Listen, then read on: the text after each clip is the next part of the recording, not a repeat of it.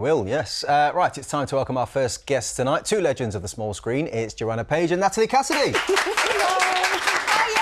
Welcome to the show, both of you. Thank you for having us. I'm sure you're listening intently there, both as parents. Shorter summer holidays. What's your thoughts on that? I think it's a good idea because I would like another week at Christmas. Oh, Because okay. I think 2 weeks isn't enough time. So I think spreading them out across the year a bit, 6 weeks is a long time. I love it that it's so long. Yeah. You can go off, you can go on holiday, you can go and see grandparents, do whatever you want. I think if you split it up more over the year, the kids wouldn't get into a routine then. You'd be breaking everything up too much. Maybe you're right. The thing is, at the end of a school year, you sort of feel like they need a little... well, not a little, a big break. Yeah. I know, but I think 6 weeks break, they forget how to do everything. They don't want to go back to school. I think, I think I think 4 weeks would be Let's enough. just all be honest. I It's don't nothing think to do they with the need kids. a It's what we focus want. group. Right? It's what we want. It's what we want. It's too long. Now then, you two are here because you are hosting a brand new podcast. All About Telly. Yeah, sorry, we just don't stop laughing. I know, we've had a right laugh. There'll be no content at all, just this. Just laughing. Natalie, what can you tell us about it? It is a podcast which is all about telly, and it launches tonight. So it's on BBC Sounds tonight, but usually it drops every Wednesday, and it's half an hour of us just nagging away about what we're watching on the telly. Yeah, we talk about what we've watched the previous week, Yeah. what things, everyone's talking about, what we personally love, other things, which I might not know about, she might not know about, and then we just have a chat and say what we think. Lots of disagreements. I know, we like completely different things. Very, very much. you? So. What is that about? Because you clearly get on. Oh, we get on really, really well, yeah. So just like totally different things. Yeah, well, not totally different, but Joe's into scary, dark I stuff. like gritty dramas, gritty documentaries, I'm a scaredy scary cat. things like that, and then you like some cookery things. Yeah, I just, I'm happy with grand designs and Comedy, cookery. I love all the Gardener's loads World. of comedy, Gardener's World, University Challenge. That's basically what we do, isn't it? Yeah. Yeah, we're very different when Very it comes... different, yeah. Film and TV's like... I don't think no point even having a one conversation. day isn't up your street, is it? No, I can't get onto it yet. No. There are so many great shows that have already been on this year, like, I don't know, The Traitors and Gladiators. Are you going to be mentioning things like that as well that have been sort of big hitters during the year? Well, yeah, we start off talking about One Day on our first episode. One Day, Gladiators and The Apprentice, because it's running. But, yeah, every week we've got a little WhatsApp group. Myself, Joe and George are the producer, and we just chat away and say, well, what should we do this week? But because it's 30 minutes, it's usually kind of the concept is 3 shows for 10 minutes apiece, having a chat. But we'll cover everything, whatever. And we're going to ask listeners as well to give us, what they fancy us reviewing as well. Which We're going to ask, people what are they, what are they watching? What do they recommend? And then something that everyone's talking about, like One Day. Like One Day. And then something which could be then a documentary or something that we haven't heard of, or it could be a quiz show. Yeah, or comfort stuff. We're thinking about maybe doing some specials in the future. So, it's very exciting. Yeah, and maybe getting some guests as well to chat about, what they're watching and their experiences. Well, I don't think you need guests because they won't get a word in. It's so hard to get it down to like half an hour. We just get in and we have a cup of tea and we just chat. We've not done it yet. It's about an hour and a half.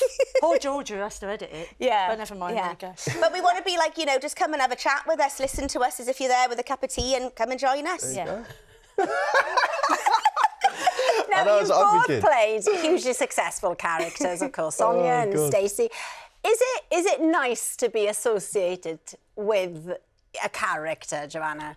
I think it is, because, when you go to drama school, you just want to act, you just want to work. And then to come out and then do a job and be known for something that, the public have liked and everything, it's really lovely. Yeah. So, yeah, I'm really pleased with it. Oh, we've got to ask you, Joanna, because it's been in the papers today, apparently. Oh, yeah.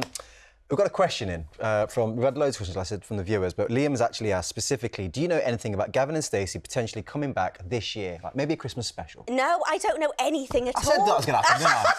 I've got no other information. Yeah, absolutely nothing. Predicted. Yeah, as normal. Yeah, I don't know anything at all. Yeah, sorry, I've got no exciting information. Hopefully, I fingers absolutely crossed. love Fans will be it. desperate. And Natalie, 30 years since Sonia walked into Albert Square. Yeah. Such a loved character, by everybody. What was it, do you think, about her that everybody just got so attached to? I think think she's one of the normal ones. She's very realistic. You know, she works in the surgery. She goes to work. Oh, goodness me. Very relatable. Oh, my God. Yeah, she's relatable and she's been there a long time and she's sort of part of, I like to call her the fabric. She's like a pair of curtains, you know, she's the safe pair of hands, if you like, which is lovely. Oh, well, Natalie and Joanna's podcast Off the Telly is available now on BBC Sounds, plus Eastenders continues on Thursday, 7:30 p.m. on BBC One. And of course, you can get your fix of Gavin and Stacey on the iPlayer. Now, our next guest is a bit intimidating, as he played a ruthless head of a TV network on hit series The Morning Show, which I loved. It's the actor Billy Crudup. It is indeed. Look, we don't have to worry, Laurel. No. He's not here to judge you.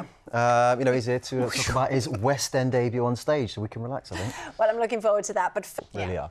Right, it's time to welcome our next guest tonight, an award-winning actor who has played a rock star in Almost Famous, a superhero in Watchmen, and, of course, a TV boss on The Morning Show. I'm slightly nervous, but he's here tonight to talk about making his West End debut, playing a charismatic trickster. It's Billy Crudup.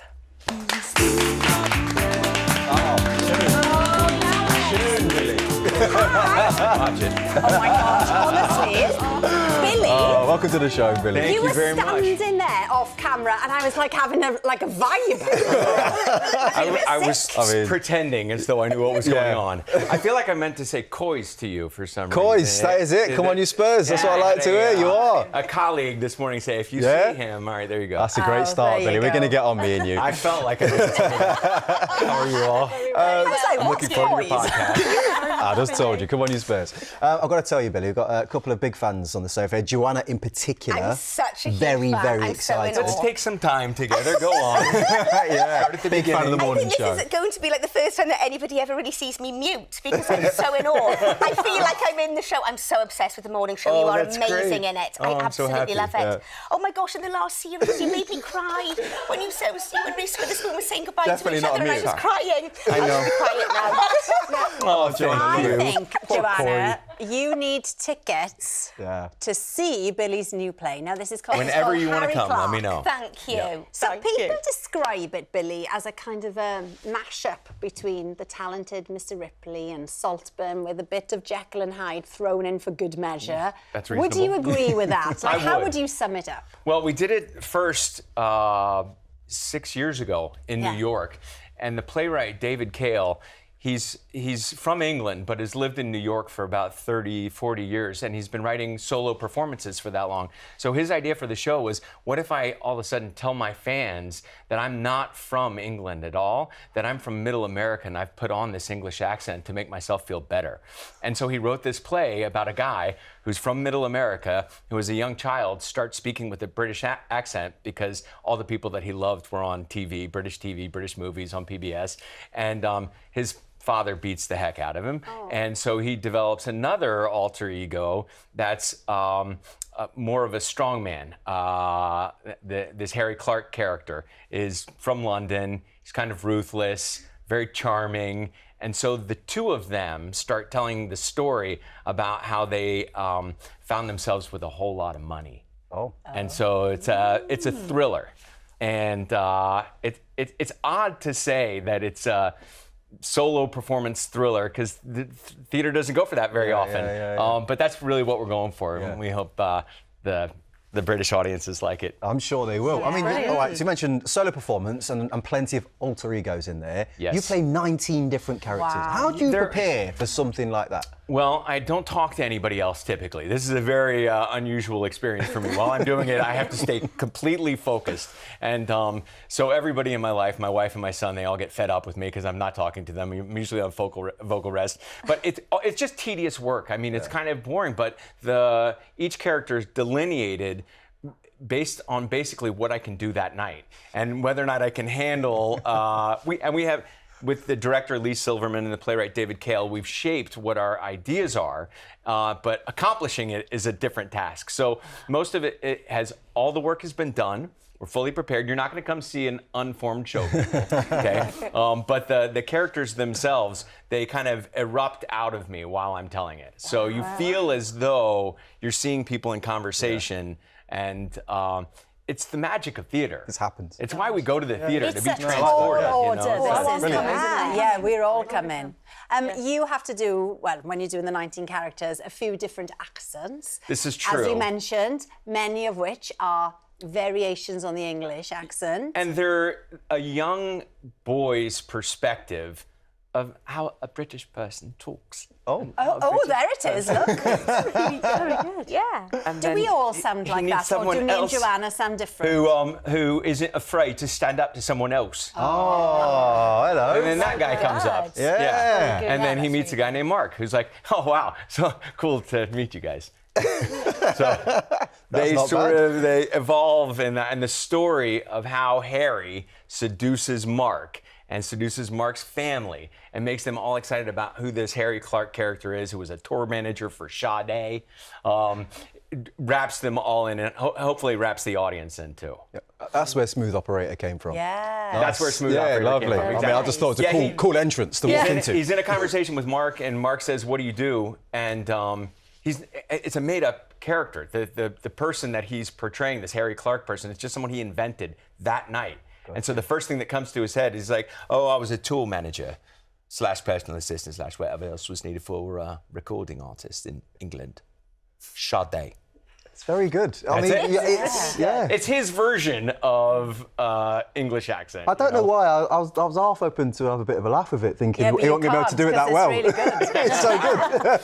Well, what I can do is draw you into the story. Yeah. And since the story is about Americans being duped by somebody who is British, I think the British audiences will appreciate how easy it is for us to be charmed by your beautiful accents. Oh. And is it true, Billy, that when you performed this in the States, it sort of helped you get the job and the role on the morning show? Yes, so Jennifer Aniston, she is represented by the same manager that I am. And my manager quite liked it and said, you should come and see this show, because she knew that the morning show was coming up. And then I spoke with Jen after it, and she said, you should read the script and see if there's any characters that are interesting to you. And I said, I like the weirdo. And then everybody else was like, no, he's supposed to be much younger. So I had to fly out to LA and convince them that I wasn't too long in the tooth to play the character. Yeah. Eventually, I wore them down. I just talked too much, and they were like, all right, fine, take the part, man. I'm just tired of hearing from you. You were perfect, Billy. You were perfect. Thank you very much. Now, Billy's new play, Harry Clark, opens at the Ambassadors Theatre on Saturday, 9th of March, and tickets are on sale right now. Go and get them. Yes. Now, we know Billy's going to be busy when he's over here, but hopefully he'll have time to get out and about and a go. Now then, we have had tons of messages and comments in for you three. Jackie says, Billy, absolutely loved the morning show, and especially Billy, as we all did. But we wondered, when you come on to a set like this, which is essentially the same sort of programme, like a live television programme, and you obviously know the workings now and all the goings on, is it a bit weird? No, I feel very comfortable. It feels like home. See, you feel comfortable. I feel super uncomfortable with you here, because I'm like, oh, he's going to fire me. I'm watching. Are we'll see how you do. Right. We'll talk at the end of the segment. It's a great character. Right, a couple for you girls as well. Kate says, they look thick as thieves, those two. Great actors and a great pairing. Oh, that's lovely. Thank you so much to tonight's guests, Billy, Joanna and Natalie. Lauren and Vernon will be here tomorrow, and they'll be joined by Rob Beckett, Lulu, plus Matt will be here with your weekly watchdog. Have a great evening. Good night. Bye-bye.